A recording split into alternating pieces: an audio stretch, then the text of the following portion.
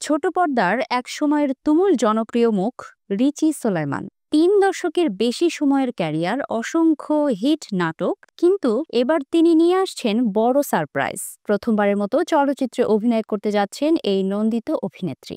একসময় ছোট পর্দার দাপটের সঙ্গে অভিনয় করা তারকাদের অনেকে পরিবার বা পেশাগত কারণেই বিদেশে গিয়েছেন।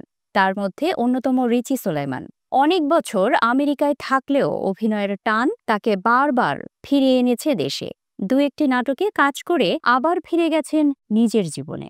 কিন্তু এবার আসছে বড় খবর, রিচি সোলাইমান প্রথমবারের মতো অভিনয় করতে যাচ্ছেন চলচ্চিত্রে। রিচি জানান, শিগগিরই একটি সিনেমায় কাজ শুরু করব। এটি প্রযোজনা করছে সাজগোজ নামের একটি প্রতিষ্ঠান। পরিচালনা করবেন রাজীব সালেহিন।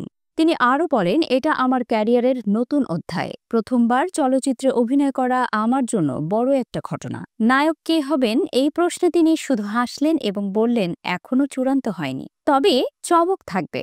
রিচি বলেন, নানা সময়ে পরিকল্পনা করা হলেও শেষ পর্যন্ত সিনেমায় কাজ করা হয়নি। এরপর দীর্ঘ সময় দেশের বাইরে ছিলাম, তবে সিনেমাতে অভিনয় করার ইচ্ছা সবসময় ছিল। তিনি আরও বলেন, দর্শকের সঙ্গে আমার আত্মার যোগাযোগ আছে। দূরে থাকলেও বারবার দেশে ফিরে অভিনয় করি শুধু দর্শকের ভালোবাসার জন্য।